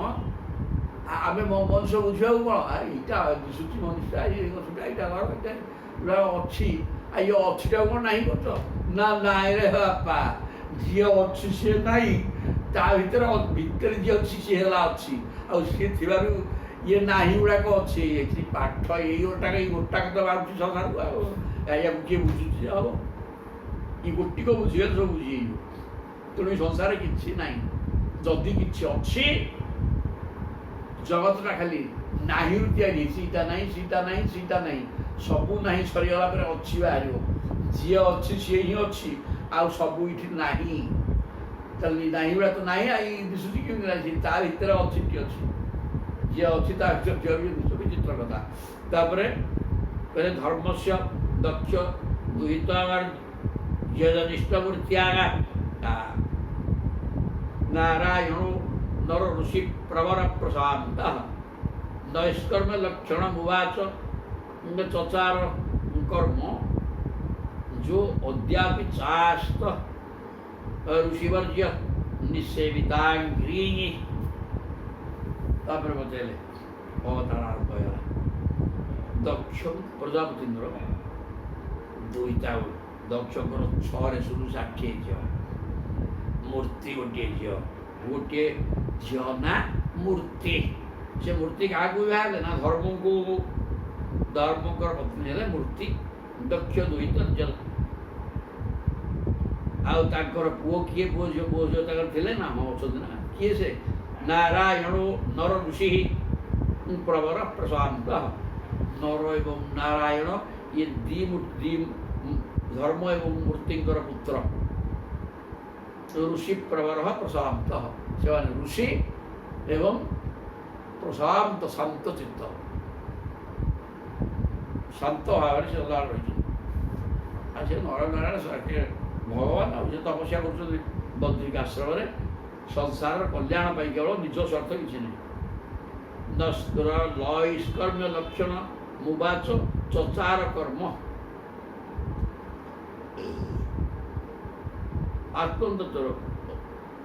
आत्मतत्वर साक्षात्कार कराउछिया भगवत आराधना रूपी कर्म उपदेश देले सी हेले नैष्कर्म्य लक्षण कर्म निष्काम कर्मर ज्ञाता एवं प्रतिष्ठाता निष्काम कर्म कौन सी नर नारायण जानते तार प्रचारक निष्काम कर्म कौन कि ना केवल भगवत कर्म कले तार निष्काम कर्म सी कथा सी करके बस केवल ध्यान स्थल सदा तेणु ता ना निष्काम कर्म कामना युक्त कर्म माने सांसारिक विषय भोग करने लालसा नहीं जो कर्म करते स्वार्थ पाई सीटा बंधन कारक हो जाऊँगी सी सब कर्म बंद कर देखिए जदि केवल ईश्वर चिंतन कर्म कल ता नाम निष्काम कर्म से मरबनी कि जन्म रही नर नारायण से अच्छा ना कौन संसार कर्म नैष्कर्म्य कर्म लक्षण उवाच से निष्काम कर्मर लक्षण वर्णना कर कौन कहले बिल्कुल मुक्ति ये जो अद्यापि चास्ते सी दुई जन ऋषि नर नारायण बर्तमान भी अच्छा निषेविता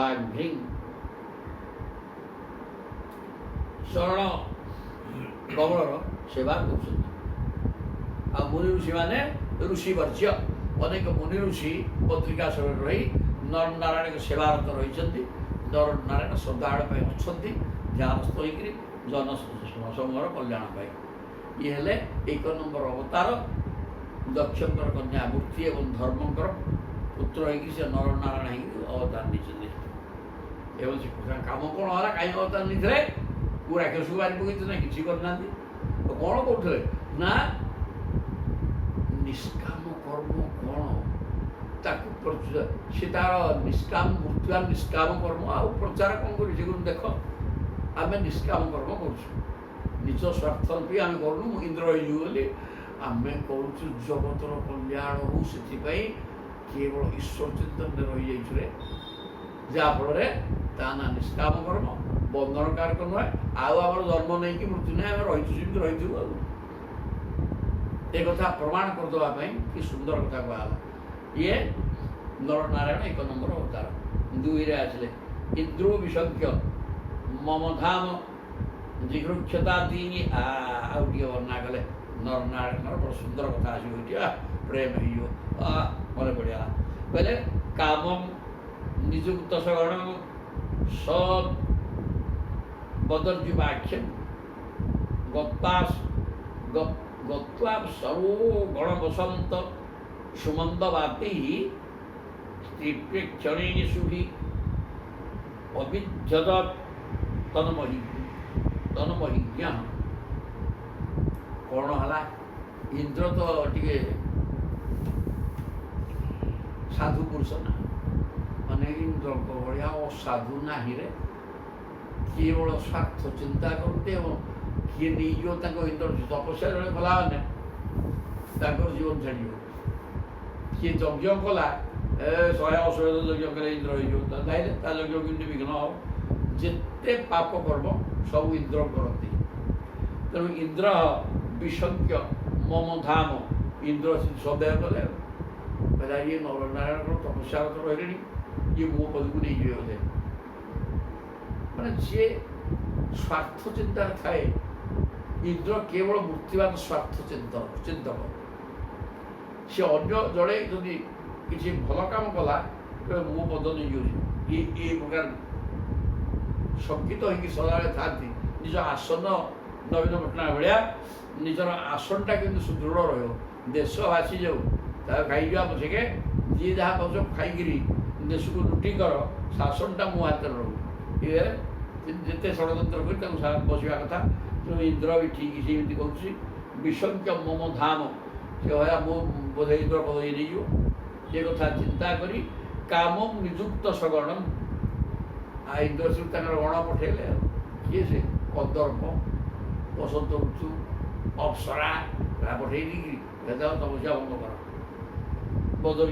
ବଦରିକାଶ୍ରମରେ ବସିଛନ୍ତି ତ, ବଦରିକାଶ୍ରମ ପୂଜା ପଡ଼ା। ଇନ୍ଦ୍ର ରଜା ଆଦେଶ ଦେଲେ କାମକୁ। କ'ଣ କଲେ? ଗତ୍ୱା ଅପ୍ସରଗଣ, ଅପ୍ସରାଗଣ, ବସନ୍ତ ଋତୁ,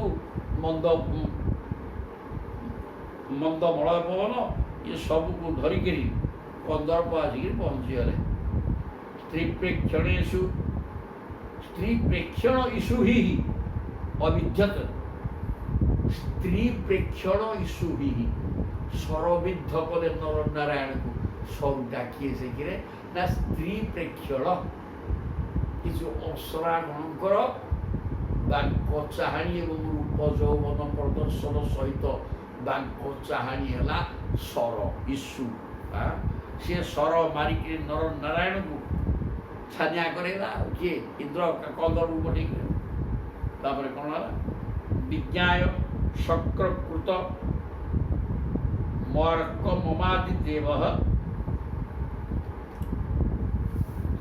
ପ୍ରାହ ପ୍ରହସ୍ୟ ଗତ ବିଶ୍ୱୟ ଏକମାନନ ମା ବୈଷ୍ଣଭୁ ମଦନ ମାରୁତ ଦେବବଦ୍ଧ ଗୁର୍ଜିତନୁ ବଳିମସୂନ୍ୟ ଇମଂ ঊর্ধ্বম। ভগবান নরনারায়ণ জানিগলে বিজ্ঞায় শক্রকৃতম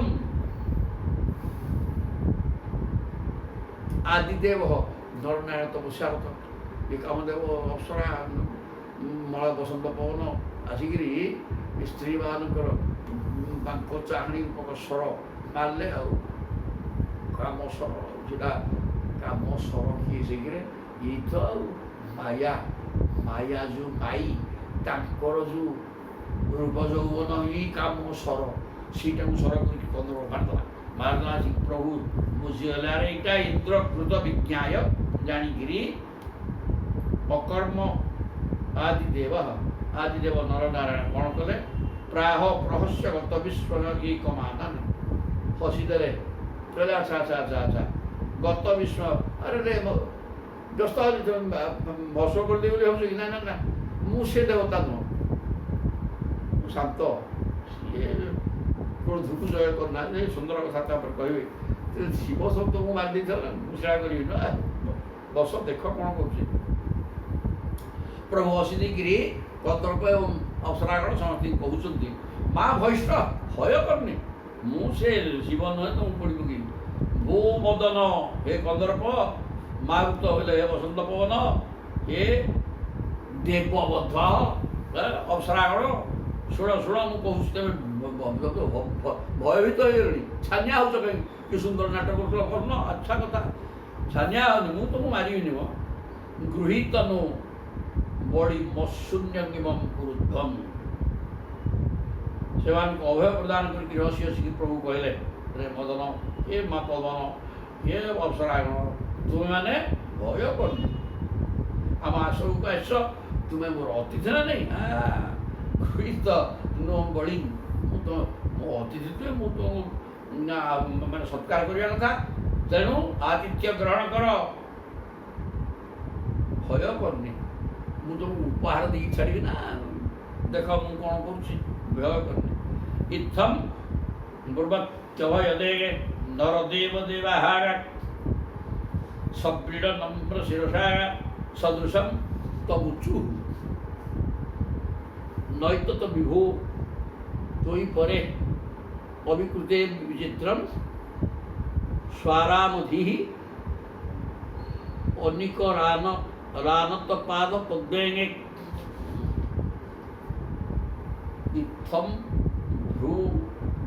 ইত্থম ব্রুবতী অভয় দে নরদেব দেবা। এই প্রকার অভয় প্রদান করি নরদেব দেবা, নর নারায়ণ ঋষি অভয় প্রদান କରିଦେଲେ କନ୍ଦର୍ପ ଏବଂ ତାର ସହଚରମାନଙ୍କୁ। ଅଭୟ ପ୍ରଦାନ କରି କ'ଣ କଲେ? ସବ୍ରୀଡ଼ ନମ୍ର ଶିରସା କାମଦେବ ଆଦି ସେମାନେ ଲଜ୍ଜିତ ହେଲେ, କହିଲେ ଆଚ୍ଛା ମୁଁ କନ୍ଦର୍ପଙ୍କ ସ୍ୱର ମାରି ସାରିଥିଲି, କି କନ୍ଦର୍ପ ସ୍ୱରରୁ ବଞ୍ଚିବା ତ ମାନେ ସମସ୍ତେ ଏଇ ସ୍ୱରରେ ଆଘାତ ହୁଅନ୍ତି, ୟାକୁ ତ କ'ଣ ଇଏ କିଛି ବାଧା ଦେଉନି, ତାହେଲେ ମୁଁ ତ ପରାସ୍ତ ହେଇସାରିଣି। ତେଣୁ ସେ ନତମସ୍ତକ ହେଇଗଲେ, ସବ୍ରୀଡ଼ ନମ୍ର ଶିରସା ସଦୃଶମ୍ ତମୁଚୁ। ଲଜ୍ଜା ଲାଗିଲା ତାକୁ, ପରାଜୟ ହେଇଯିବା ଫଳରେ, ମାନେ କନ୍ଦର୍ପ ପରାଜୟ ହେବା ଜିନିଷ ନୁହଁ, ମୁହଁ ବଦଲା। ତାପରେ ଦୟାଳୁ ନରନାରାୟଣ କ'ଣ କରେ? ନୈତତ ବିଭୁ ତ୍ୱୟି ପରେ ସେମାନେ କହୁଛନ୍ତି, ମୁହଁ ତଳକୁ ପୋତେଇକିରି କନ୍ଦର୍ପ କହୁଛି, ନ ଏତତ ବିଭୁ ତ୍ୱୟି ପରେ ବିକୃତେ ବିଚିତ୍ରମ୍। ଏ ସଂସାରର ସମସ୍ତେ ମୋର ସ୍ୱର ଦ୍ୱାରା ସମସ୍ତଙ୍କର ଚିତ୍ତ ବିକୃତ ହେଇଯାଏ। କିନ୍ତୁ ଏଠି ତ ମୁଁ ବିଚିତ୍ର କଥା ଦେଖିଲି। ବିଚିତ୍ରମ୍ ନ ଏତତ୍ ବିଭୋ ତ୍ୱୟି, ତୁମଠାରେ ମୋ ସ୍ୱର କାମ କଲାନି, ଏ ବଡ଼ ବିଚିତ୍ର କଥା। ପରେ ବିକୃତେ, ଆପଣଙ୍କ ବ୍ୟତୀତ ଆଉ ସମସ୍ତେ ଏ କନ୍ଦର୍ପ ସ୍ୱର ଦ୍ୱାରା ଆକ୍ରାନ୍ତ ହେଇକି ଦୈତ୍ରାନ୍ତ ମାନେ ଧ୍ୱଂସ ହେଇଯାନ୍ତି, କିନ୍ତୁ ଆପଣଙ୍କ ଠାରେ ଇଏ କିଛି କାମ ଦେଲାନି। କି ବିଚିତ୍ର କଥା ଇଏ ହେଲା କିରେ, କି ଉପାଦାନରେ ଆପଣ ବଢ଼ା, ମୁଁ ଆଜି ପରାସ୍ତ ହେଲି। ନମ୍ରତାର ସହିତ କାମଦେବ କହୁଛି। ତାପରେ ସ୍ୱାରାମ ଅଧୀର ନିକରା ନତପାଦ ପଦ୍ମେଙ୍ଗେ। ବଡ଼ ବଡ଼ ଆତ୍ମାରାମ ଧୀର ପୁରୁଷ ମାନେ, ସ୍ୱାରାମ ସ୍ୱସ୍ମିନ୍ ଆରାମ ସ୍ୱାରାମ ସ୍ୱସ୍ମିନ୍ ପରମାତ୍ମା ଏଇ ଭିତରେ ଅଛନ୍ତି। ଆତ୍ମା ପରମାତ୍ମାଙ୍କ ପାଖରେ ଆରାମ କରୁଥିବା ସିଦ୍ଧ ସାଧକ ମାନେ। ପୁଣି ଧୀର, ସ୍ୱାରାମ ଧୀର ନିକରା ନତପାଦ ପଦ୍ମେଙ୍ଗେ, ଯେ ଶୋକୁ ପାଇକିରି ଆରାମ ହେଇଯାଇଛନ୍ତି, ନିଜକୁ ନିଜେ ପାଇଯାଇଛନ୍ତି, ନିଜେ ହେଉଛନ୍ତି ଆତ୍ମା, ନିଜର ହେଉଛି ନିଜର ପରମାତ୍ମା। ତେଣୁ ନିଜକୁ ନିଜେ ପାଇକିରି ଆରାମ ହେଲେ ଅଛନ୍ତି। ଏବଂ ଯେଉଁମାନେ ଧୈର୍ଯ୍ୟବାନ, ସାଂସାରିକ କୌଣସି ବାଧା ବିଘ୍ନ ତାଙ୍କୁ ସ୍ପର୍ଶ କରୁନି, ଭିତରକୁ ପଶିବନି, ଛୁଇଁଲା ଚାଲିଲା। ଏଇ ପ୍ରକାର ଯେଉଁ ଧୀର ପୁରୁଷ ଯିଏ ସ୍ୱାରାମ ନିଜକୁ ନିଜେ ପାଇକିରି ଆରାମରେ ଅଛନ୍ତି, ଆତ୍ମା ପରମାତ୍ମାକୁ ପାଇକିରି ଆଉ ସେ ଲୋକ ଗୁଡ଼ାକୁ ମଧ୍ୟ ନିକରା ନତ ପାଦ ପଦ୍ମେ ସେଗୁଡ଼ାକ ତ ଆସିକିରି ମୋ ପାଦ ପଦ୍ମରେ ନତମସ୍ତକ ହୁଅନ୍ତି, ଅର୍ଥାତ୍ ମୋର ଏଇ କାମ ଜାଲରେ ପଡ଼ି ଛଟପଟ ହୁଅନ୍ତି। କେତେ ମୁନି ଋଷି ସେଇ କ'ଣ ତାଙ୍କ ନା ବିଶ୍ୱାମିତ୍ର ତପସ୍ୟା କରୁଥିଲେ, ପଠେଇକିରି ତାଙ୍କୁ ବିଚଳିତ କରିଦେଲେ। ତାଙ୍କର ସେଠୁ ଅସୁରାସନ ସେ ବାତିକି କନ୍ୟା କି କ'ଣ ବିଶ୍ୱାମିତ୍ରଙ୍କ ଝିଅ ହେଲେ ଇଏ ଶକୁନ୍ତଳା। ଏମିତି ଅନେକ ମୁନି ଋଷି ମଧ୍ୟ ମୋ କାମ ଜାଲରେ କାମ ବାଧାରେ ପୀଡ଼ିତ ହୋଇକିରି ତାଙ୍କର ହ୍ରସ୍ୱ ହୋଇଯାଇଛି ଯୋଗ ଧ୍ୟାନ। ଆପଣ ଧନ୍ୟ। ଏଠି ଆମେ ପରାଜୟ ସ୍ୱୀକାର କଲୁ। ବିଚିତ୍ର କଥା ଦେଖିଲି କି ପ୍ରଭୁ କିରା ଆପଣ ତ୍ୱାଂ ସେବତାଂ ସୁରକୃତା ବହବଂ ତରାୟାଗା ଶୋକୋ ବିଲଙ୍ଘ୍ୟ ପରମଂ ବ୍ରତାଂ ପଦ୍ମେ ନାନ୍ୟସ୍ୟ ବରିଷି ବଳାନ୍ ଦଦତ ଶୋଭାଗାନ୍ ଧତ୍ତେ ପଦଂ ତମବିତା ଯଦି ବିଘ୍ନ ମୂର୍ଧନି। ତାପରେ କହୁଛନ୍ତି କନ୍ଦର୍ପ ନାଇଁ କି, ଯେଉଁମାନେ ଦେବତାମାନଙ୍କୁ ଆରାଧନା କରିବା ପାଇଁ ଯଜ୍ଞ ଆଦିରେ ଦେବତାମାନଙ୍କ ନାମରେ ଆବିର୍ଭାବ ଅର୍ପଣ କରନ୍ତି। ତ୍ୱାଂ ସେବତାଂ ସୁରକୃତାଂ ବହବୁ ଅନ୍ତରାୟାଃ ସ୍ୱୈକୋ ବିଲଙ୍ଘ୍ୟ ପରମଂ ବ୍ରତାଂ ପଦନ୍ତେ। କିଏ ଆପଣଙ୍କର ଶୌକୋ ବିଲଙ୍ଘ୍ୟ ପରମଂ ବ୍ରତାଂ ପଦନ୍ତେ। ଆପଣଙ୍କର ପରମ ପଦ ପାଇବା ପାଇଁ ଏଠି ଅନେକ ସାଧକ ଅନେକ ପ୍ରକାର ବାଟ କରନ୍ତି। କିଏ ଯଜ୍ଞ କରେ, କିଏ ଧ୍ୟାନ କରେ, କିଏ ଜପ କରେ, କିଏ କ'ଣ କରେ। ଯଜ୍ଞ ଆଦିରେ ଦେବତାମାନଙ୍କୁ ଆହୁତି ଦିଅନ୍ତି। ସେମାନଙ୍କ ସାଧନା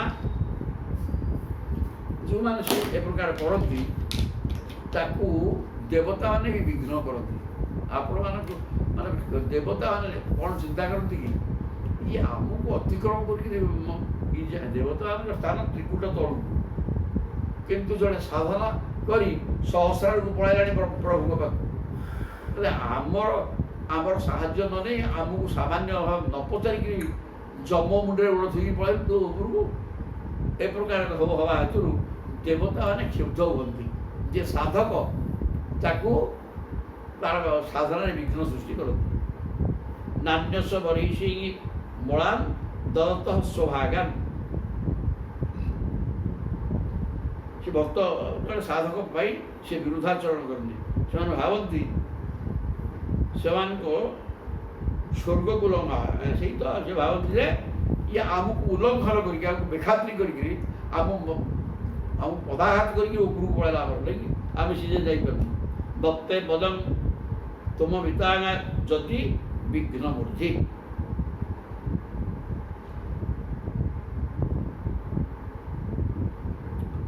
ସେ ବର୍ତ୍ତମାନ ଯେଉଁମାନେ ସାଧକ ଭଗବାନଙ୍କୁ ବୈକୁଣ୍ଠକୁ ଯିବା ପାଇଁ ସାଧନା କରନ୍ତି, ସେ ସାଧନାରେ ବିଘ୍ନ କରିବା ପାଇଁ ଦେବତାମାନେ ସଦାବେଳେ ପ୍ରସ୍ତୁତ ହୋଇକି ଥାନ୍ତି। କାହିଁକିନା ସେମାନେ ଚିନ୍ତା କରନ୍ତି ଯେ ଇଏ ଆମକୁ କାହାକୁ ଚିନ୍ତା କଲାନି, ଆମମାନଙ୍କୁ ବେଖାତିର କରି ସିଧାସଳଖ ଆମ ଉପରବାଲା ପାଖକୁ ପଳା, ଯେଉଁଟା ଆମେ ବି ସେଠିକି ଯାଇପାରୁନୁ। ସେଥିପାଇଁ ସେ ବିଘ୍ନ ଆଚରଣ କରି ସେ ଯେମିତି ନଯିବ ତା ବ୍ୟବସ୍ଥା କରନ୍ତି। ଭକ୍ତ ଆପଣଙ୍କ ଦ୍ୱାରା ସୁରକ୍ଷିତ ହୋଇ ଆପଣ କିନ୍ତୁ ଦେବତାମାନେ ବିଭିନ୍ନ ପ୍ରକାର ଅପଚେଷ୍ଟା କଲେ ମଧ୍ୟ ଭଗବାନ ଯାହା ଉପରେ ସନ୍ତୁଷ୍ଟ ସିଏ ତା ବାଟ ପରିଷ୍କାର କରିଦିଅନ୍ତି ଏବଂ ସେ ପ୍ରଭୁଙ୍କ ପାଖକୁ ଯାଇପାରେ, କୌଣସି ଅସୁବିଧା ହୁଏନି। କିନ୍ତୁ ଦେବତାମାନେ ବିଘ୍ନ କରନ୍ତି।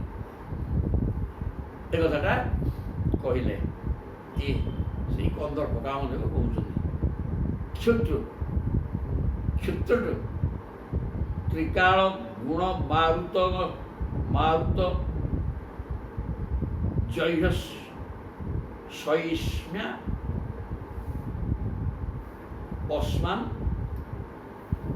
ଅପାର ଜଳଧାନତୀୟାର୍ଯ୍ୟ କେଚିତ୍।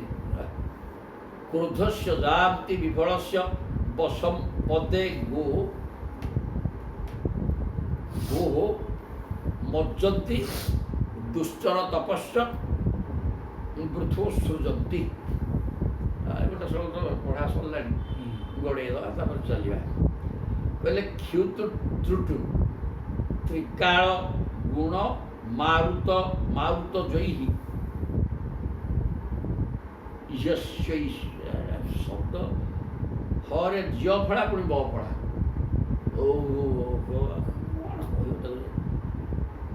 हो हरे ब फड़ा हो झील फड़ा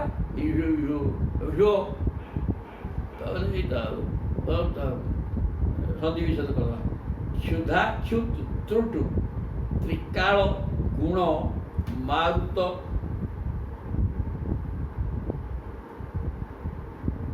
जयु सहिष्णा सहिष्णा में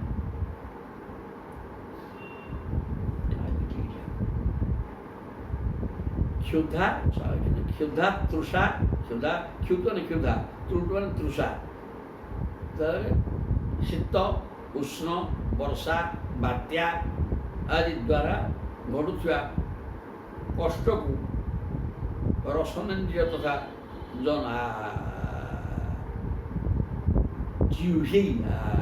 जीव सहिष्णा दीटा कथा तो ठीक है इटा एपटे इे आस मारुत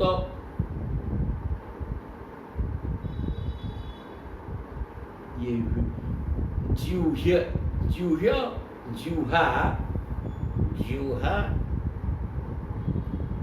सहिष्णु शिष्ण मान जननेन्द्रिय एवं जिह्वा मान रसनेन्द्रिय ये दीटा हूँ असंजत इंद्रिय सब इंद्रिय संयम कर इंद्रिया को संयत कर कौन असुविधा ना चुप हो बहुत सुविधा किंतु रसनेन्द्रिय एवं जननेन्द्रिय चुप हेला परी लगुले सी आदौ संयत होना हेबे ना समय आसले से प्रकोप देखईदेवे। शिव शंकर जी निजर पत्नी की कोण धरिक तपस्यारत होती समाधिस्थ हो पवन ठप श्वास रुद्ध करनवर्त बसुँच ब्रह्मचिंतन सी पुणे मोहिनी रूप देखिए दौड़े खाली दौड़े कि वीर्य स्खलन है वीर्य हूँ सुना रूपा सुंदर कथा ताले ये है जननेन्द्रिय दुर्बलता आ खाइबा कथा तो छाड़ सीता समस्ते आम अनुभव करते एमती हम सेमती हम सेमती जाकि क्या हम हेला पारे गोटे पकईदे ना जिते विष आजिका भोजी विष पान केवल तेल तार आदौ शुद्ध तेल नुह अनेक मसला मसला गुड़ाक बर्तमान संपूर्ण डुप्लिकेट बोली प्रमाण हो कण करके छड़ा कर विभिन्न कलर फलर देकर खाली विषे ये तेल सब छड़ा हो देहरे मसला रूप विष मिसेब आकु मनुष्य मिलदेगला जो छटपट खाली विष भक्षण दिने के जदि रोग नाला ये सबुदिन जब खिया जाए 15 दिन ताले कल कि पेट मरा आरंभ हो यो पेट गैस चलला मल्ला तो तथापि लोक बुझुना छुड़ा पकई दी तो ये जीवटा रसनेन्द्रिय कम नुह आदौ संयत हम लोक कहते मरीगले मरीजा दिन मद खाऊा गुटुका खाऊा गोटे मरीगला गुटुका खाई तेरिके तेरे ये संसार में जुहा लालस आदौ मरीज लोक पछके ये अखाद्य विष खाଇବା छाड़ ये संसार तेणु प्रभु ये बुढ़ा अनुरोध कर जन समुदाय को टिके रसनेन्द्रिय संयत कर एवं जननेन्द्रिय को संयत कर बर्तमान ये दुई इंद्रिय द्वारा रसनेन्द्रिय संयत करदे खाद्य संयत हो खाद्य संयत हेले रोग हेनी दीर्घायु हम आ जननेन्द्रिय असंयत द्वारा बर्तमान प्रत्येक दिन मृत्यु मृत्यु होनेक मरुँच गोटाक जो एवं गोटे चलती पश्चिम बंग डाक्तर आनिकी ବଦ୍ଧ ଏମିତି ଗୋଟିଏ ନୁହେଁ କୋଟି କୋଟି ପ୍ରତ୍ୟେକ ଦିନ ସବୁଦିନ ଆମେ 5ଟା 3ଟା ଏମିତି ଶୁଣୁଛେ। ତେଣୁ ଜନନେନ୍ଦ୍ରିୟଟାକୁ ବି ସଂଯତ କର ବାପା, ଆଉ ରସନେନ୍ଦ୍ରିୟକୁ ସଂଯତ କର। ସବୁ ଇନ୍ଦ୍ରିୟ ସଂଯତ ହେଇଯିବେ, ଭଗବାନ ମିଳିଯିବେ। ବିଷ ଖାନି ଟି ଜନନେନ୍ଦ୍ରିୟର ଲାଳସା ନେଇ ଚରିତ୍ର ସଂହାର କରନି। ଏଠି ଏଇ ଦୁଇଟା ଯାକ ସବୁଠାରୁ ଅସଂଯତେନ୍ଦ୍ରିୟ। ଅଶ୍ୱାନ ଅପାର ଜଳଧି ନଦୀତୀର୍ଯ୍ୟ କେଚିତ। ଏ ଇନ୍ଦ୍ରିୟ ଗୁଡ଼ାକୁ ଅବଶ୍ୟ କେହି କେହି ସଂଯତ କରିଦେଇ ଏ ସଂସାରରୁ ତରିଯିବାର ବ୍ୟବସ୍ଥା କରୁଛନ୍ତି। କିଏ କ୍ୱଚିତ, ସମସ୍ତେ କରିପାରିବେନି। ଜନେନ୍ଦ୍ରିୟ ସହି ଯାଉଛନ୍ତି। କଷ୍ଟ ଆବେଗର ସହ୍ୟ କରିବା ଅତ୍ୟନ୍ତ କଠିନ। ସେମାନେ ସେଭଳି କଷ୍ଟ ସେ ହେଲା ଏଇ ଦୁଇଟା ଛଟପଟ କରୁଛନ୍ତି, କିନ୍ତୁ ୟାକୁ ସହିବା ଲୋକ ବହୁତ କମ୍। କିନ୍ତୁ ୟାକୁ କେହି କେହି ମଧ୍ୟ ଜନନେନ୍ଦ୍ରିୟ ଏବଂ ରସନେନ୍ଦ୍ରିୟକୁ ସଂଯତ କରିବା ସହିତ ସବୁ ଇନ୍ଦ୍ରିୟକୁ କାବୁ କରି ପକାଇ ସାଧନାରତ ରହୁଛନ୍ତି। ସେଥିରେ କୌଣସି ଅସୁବିଧା ନାହିଁ। କିନ୍ତୁ ସୁନ୍ଦର କଥା ଏଠି କହୁଛନ୍ତି, ସବୁକୁ ସଂଯତ କରିଦେଉଛନ୍ତି। ଶିବଶଙ୍କର ବି ସେୟା କରୁଥିଲେ। କିନ୍ତୁ କ୍ରୋଧସ୍ୟ ଯାନ୍ତି ବିଫଳସ୍ୟ ବଶମ ପଦେ କ୍ରୋଧଟାକୁ ଶାନ୍ତ କରିପାରୁନାହାନ୍ତି। ଦେଖୁନ ତମ ଶିବଶଙ୍କର ଆଉ ମನುଷ୍ୟ କଥା କ'ଣ କହିବା? ଏ ତ ବ୍ରହ୍ମ। ସିଏ ପରା ତମକୁ ସବୁ ଜଳେଇ ଦେଇଥିଲେ ନାଇଁକି? ସିଏ କଦର୍ପକୁ ଜଳେଇ ପକେଇଲେ କାହିଁକି? ତମ କ୍ରୋଧକୁ ତେମେ ନିଜେ ଜଳଉନ, କ୍ରୋଧକୁ ଶାନ୍ତ କର ଆଗ। ନିଜକୁ ସଂଯତ ନ କରି ଅନ୍ୟକୁ କ'ଣ ତେମେ ଜଳଉଛ କ୍ରୋଧ ଦ୍ୱାରା? କ୍ରୋଧ ହିଁ ତୁମକୁ ଜଳେଇକିରି ମାରିଦେଉଛି ରେ। ତେଣୁ କ୍ରୋଧକୁ ଆଗ ଶାନ୍ତ କର। ତାହା ନ କରି ଅନ୍ୟକୁ ହିଁ ମାରିଦେଉଛି ତେଣୁ କ୍ରୋଧ ଦ୍ୱାରା। କ୍ରୋଧସ୍ୟ ଯାନ୍ତି ବିଫଳସ୍ୟ। ମାନେ ଜନନେନ୍ଦ୍ରିୟ ଏବଂ ରସନେନ୍ଦ୍ରିୟ ସମ୍ପୂର୍ଣ୍ଣ ବିଶୃଙ୍ଖଳିତ ସଜାଡ଼ି ହେବନି। କିନ୍ତୁ କାହା କିଏ ସଜାଡ଼ି ଦେଉଛନ୍ତି ଯଦି, କିନ୍ତୁ କ୍ରୋଧକୁ ଶାନ୍ତ କରିପାରୁନାହାନ୍ତି। ତା ପାଖରେ ନତମସ୍ତକ ହେଉଛନ୍ତି ବା ତା ବିଫଳ ହେଉଛନ୍ତି। କି ପାଠ ସବୁ ଲେଖା ହେଇଛି କ'ଣ ଏଗୁଡ଼ାକ ହେ? ଭାଗବତ ନାହିଁ କି ଭାଗବତ କ'ଣ କଥା? ବସମ୍ପଦେକୁ ମଜ୍ଜନ୍ତି ଦୁଶ୍ଚର ତପସ୍ୟ ବୃଥ ସୃଜନ୍ତି। ଯଦିଓ ଦୁସ୍ତର ତପସ୍ୟା କରୁଛନ୍ତି, ତଥାପି ତପସ୍ୟାର ଅର୍ଥ କ'ଣ? କ୍ରୋଧ ପୀଡ଼ିତ ବିନାଶ କରୁଛନ୍ତି। ହେଲେ କ୍ରୋଧର ବଶୀଭୂତ ହୋଇ ସତେ ଯେପରି ସାମାନ୍ୟ ଗୋରୁ ଖୁରାରେ ଥିବା ଜଳରେ ବୁଡ଼ି ଯାଆନ୍ତି। କ୍ରୋଧରେ କ୍ରୋଧ ଆଗେ ସମୁଦ୍ର ପାରି ହେଉଛନ୍ତି। ରସନେନ୍ଦ୍ରିୟ ଏବଂ ଜନନେନ୍ଦ୍ରିୟର ବିଶୃଙ୍ଖଳିତ ଆଚରଣ ଏଗୁଡ଼ାକ ସମୁଦ୍ର ଭଳିଆ ଜଳଧି, ସମୁଦ୍ର ଭଳିଆ ବିସ୍ତୃତ ଏବଂ ଏହାକୁ ପାରି ହେବା ସହଜ ନୁହଁ। କିନ୍ତୁ ଦୁସ୍ତର ସମୁଦ୍ର ଭଳିଆ ଏ ଜନନେନ୍ଦ୍ରିୟ ରସନେନ୍ଦ୍ରିୟର ତାପକୁ ସହି ଯାଉଛନ୍ତି। ହେଲେ କ୍ରୋଧ ଭଳିଆ ଗୋ ଖୁରାରେ ପଡ଼ିଥିବା ଜଳ ତା ଭିତରେ ବୁଡ଼ିକି ପଡ଼ୁଛନ୍ତି। କ୍ରୋଧ ଗୋଟେ ସାମାନ୍ୟ ଜିନିଷ, କିନ୍ତୁ ତାକୁ ସଜାଡ଼ି ପାରୁନାହାନ୍ତି। ତପସ୍ୟା କରୁଛନ୍ତି, ସବୁ କରୁଛନ୍ତି, କିନ୍ତୁ କ୍ରୋଧ ରୂପକ ଗାଈ ଟାପୁରେ ଥିବା ପାଣି ଭିତରେ ବୁଡ଼ିକିରି ମରୁଛନ୍ତି। ସିଆଡ଼େ ସମୁଦ୍ର ତରି ଯାଉଛନ୍ତି। ମାନେ କ୍ରୋଧ ଠାରୁ ଜନନେନ୍ଦ୍ରିୟ ଏବଂ ରସନେନ୍ଦ୍ରିୟ ସଂଯତ କରିବା ବହୁତ କଠିନ। ସେ ହେଲା ସମୁଦ୍ର। ସେ ସମୁଦ୍ରକୁ ପାରି ହେଇଯାଉଛନ୍ତି, କିନ୍ତୁ ଗାଈ ଟାପୁରେ ଥିବା ପାଣିରେ ବୁଡ଼ିକିରି ମରୁଛନ୍ତି। କ୍ରୋଧ ରହିଲା ଗାଈ ଟାପୁରେ ଥିବା ପାଣି। କଠିନ ଉପାସ୍ୟକୁ ବ୍ୟର୍ଥ କରିଦିଅନ୍ତି। ଏଠି ମଧ୍ୟ ଶିବଶଙ୍କର ଭିତରେ ଆସିବେ। ତେବେ ଏ କଥା ସୁନ୍ଦର ଭାବରେ କୁହାଗଲା।